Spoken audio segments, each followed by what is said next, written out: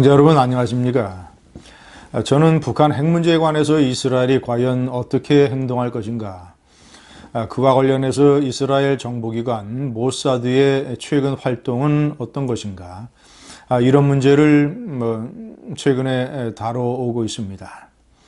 오늘은 그 세 번째로 이스라엘 모사드의 이 최고 책임자 국장과 한국의 국정원의 서훈 원장과 어떤 차이가 있으며 이들의 차이가 이 북한 문제에 관한 문재인 좌파 정권의 이 무장 해제에 어떤 영향을 미치는가, 이런 문제를 좀 살펴보겠습니다.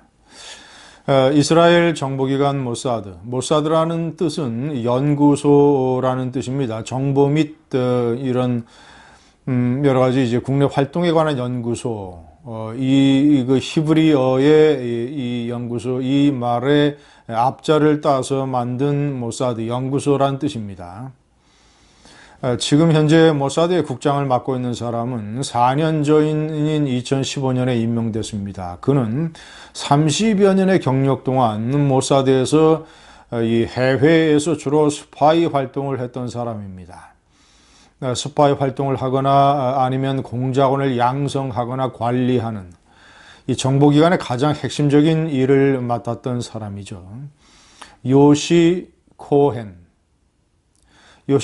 국장은 바로 직전에 네타냐후 총리의 국가안보 보좌관을 맡기도 했습니다. 히브리어는 물론이고 영어, 프랑스, 그리고 이 아랍어까지 능통하다고 합니다. 그가 어디서 어떤 이 스파이 활동을 했는지는 물론 비밀에 붙여져 있습니다. 자, 그런데 이 서방 언론들의 보도에 따르면 그는 스파이 전문가라는 점, 그리고 굉장히 타프하다는 점, 원칙주의자, 강경론자. 이 네타냐후 총리의 이 최고 이 과제 중에 하나는 이란의 핵 개발을 억제하는 것입니다. 이란은 지금부터 한 10여 년 전부터 이 핵 개발을 해왔는데, 2015년에 오바마 대통령 때죠. 유엔 안보리 이사국 5개국과 이 독일이 합세해서 6개국과 이란이 핵 협정을 맺었습니다. 핵 개발을 포기하는 대신 이제 이 국제사회의 경제, 금융 제재를 해제해 주는 것이죠. 이스라엘의 모사드는 이란의 핵 개발을 저지하기 위해서 온갖 노력을 다 했습니다. 자, 이라크는 1981년에 오시라크 원자로를 이스라엘의 팬텀 전폭기들이 왕복 1000km를 날아가서 다 때려 부셨지 않습니까? 시리아의 원자로는 2007년에 또다시 폭격을 해서 다 부숴버렸습니다. 그때 북한의 기술자 여러 명이 같이 피격돼서 숨졌죠. 자, 그런데 이란은 이스라엘에서 멀리 떨어져 있기도 하거니와 이란의 핵 개발을 이스라엘은 이런 폭격으로 제거하겠다라는 계획까지는 세웠었습니다. 그래서 제가 지난번에 말씀드린 이 제브 체페츠, 이스라엘의 안보 전문가의 얘기에 따르면 수십억 달러를 들여서 이란의 핵 개발을 폭파해버리는 작전을 트레이닝을 이스라엘이 오랫동안 했었다는 것이죠. 자, 이런 거 말고 이스라엘의 모사드는 이란의 핵 과학자를 5명을 암살했습니다. 이 5명 암살한 방법이 다 똑같습니다. 이란의 핵 과학자가 이 차를 타고 출근이나 퇴근을 하거나 아니면 이동할 때 오토바이를 탄 모사드 요원들이 그 차량 옆에 접근을 해서 차량 트렁크나 이런 곳에 자석 폭탄을 설치해 둡니다. 그리고 오토바이는 현장을 떠나고 자석 폭탄은 폭발을 하고 이란의 핵 과학자 지금까지 5명이 그런 식으로 숨졌습니다. 최근에 새로 임명된 이 요시 코헨 국장의 최대 업적은 이란 테헤란, 이란의 수도 테헤란에 이 모사드 요원들이 잠입을 해서 비밀 창고에 숨겨져 있는 이란의 핵개발 관련 자료를 거의 몽땅 들고 나온 것입니다. 007 첩보 영화 같은 장면이죠.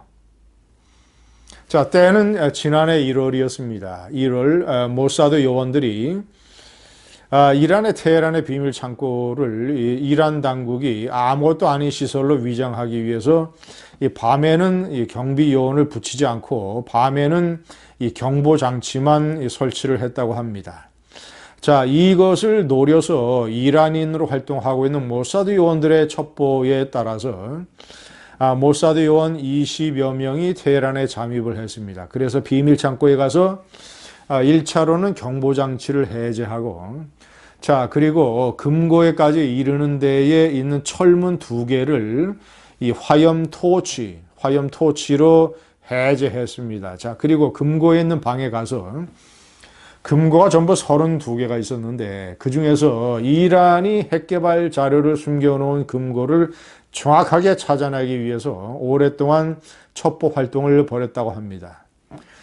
자, 그래서 그 금고를 열고 그 금고에서 약 5만 쪽에 달하는 이 문서, 그리고 DVD 또는 CD 이런 것들을 잔뜩 한 500kg에 해당되는 자료를 잔뜩 들고 나와서 깜짝같이 사라졌다고 합니다. 그 다음날 아침 7시에 이란의 보안군들이 들이닥쳤을 때 이미 이 모사드 요원들은 비행기를 타고 이란을 뜬 후였다고 합니다. 자, 이것이 요시 코헨 이스라엘 모사드 국장의 가장 최근에 그 이란 핵개발을 저지하기 위한 작전의 성공입니다. 시청자 여러분, 이 요시 코헨 모사드 국장은 말 그대로 미스터 스파이, 완전히 DNA가 스파이고 그 정보 요원의 모든 것을 거의 다 습득한 베테랑 정보기관원입니다. 반면 한국 국정원의 서훈 원장은 원래 국정원의 공채로 들어갔습니다만은 초반에 그 2000년 김대중 정권이 남북 정상회담을 추진하기 전까지는 대개 국내 파트에 있었다고 합니다. 국내에서 예를 들자면 IO라고 그러죠. 이 부처를 출입하면서 정보를 수집하는 이런 일을 하는 이런 국내의 정치, 사회, 이런 경제 분야 이런 데에서 활동을 하다가 2000년 남북 정상회담과 DJ의 노벨상 수상을 추진하는 이 DJ의 국정원의 핵심 국장 김보현 국장. 자, DJ의 남북 정상회담의 특사 임무를 맡았던 박지원 당시 장관, 박지원 장관의 최측근 국정원 요원이 김보현 국정원 국장이었습니다. 그래서 김보현 국장이 서훈 과장을 발탁을 해서 그때서부터 남북팀에 끼워 넣었습니다. 그래서 박지원, 김보현, 서훈 이 트리오가 2000년 남북정상회담의 실무적인 이 준비를 위해서 평양을 여러 차례 왔다 갔다 했습니다. 자, 그러니까 서훈 원장은 2000년 남북정상회담 때 이 DJ 정권이 국민 몰래 뒷돈으로 4억 5천만 달러를 핵을 개발하는 북한의 정권에게 준 끔찍한 반역적인 비밀 공작에 서훈도 관여가 되어 있는 것이죠. 자, 그래서 그때서부터 완전히 햇변론자로 대북 퍼주기, 대북 유화론자, 그 이후에 국정원의 대표적인 대북 유화론자로 서훈 원장은 성장하게 됩니다.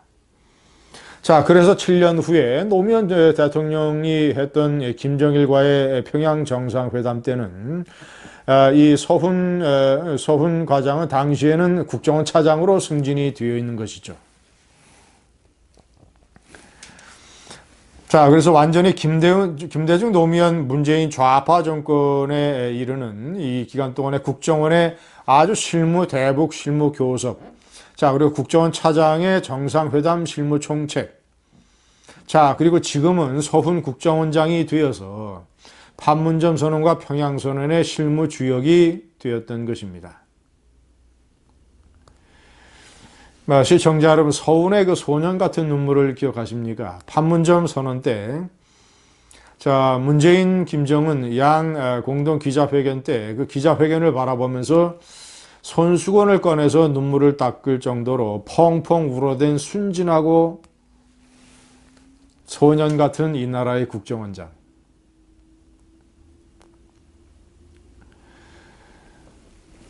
이스라엘의 모사드는 20여 명의 모사드 요원들이 목숨을 걸고 이란의 적국의 테헤란 수도에 잠입을 해서 비밀 창고에서 핵개발 자료를 거의 다 빼왔는데, 이 나라의 이 좌파 정권의 국정원장이라는 사람은 북한의 핵을 제거하거나 억제하는 공작을 하기는커녕 돈을 대주고 퍼주기 실무 정책을 하고, 그리고 눈물이나 펑펑 쏟으면서 국정원의 위상을 완전히 망신 수준으로 해놓고 있습니다.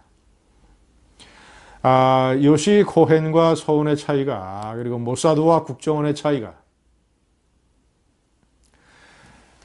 저는 시청자 여러분, 우파 정권에서 이 국정원장들이 이 잘못을 저질러서 무슨 사법 처리되고 하는 것도 저는 그것에 대해서도 대단히 비판적입니다. 그러나 그들의 잘못은 차원이 다릅니다. 종류가 다릅니다. 그들은 그래도 이 국가안보나 북한 문제를 대하는 데 있어서 이런 식으로 흐트러지거나 완전히 의식의 무장해제가 되지는 않았습니다. 나름대로 공작도 했을 것입니다. 요시 코헨과 모사드, 서훈과 한국의 해벌레한 국정원. 이 차이가 대한민국과, 이 차이가 이스라엘과 대한민국의 차이입니다. 감사합니다.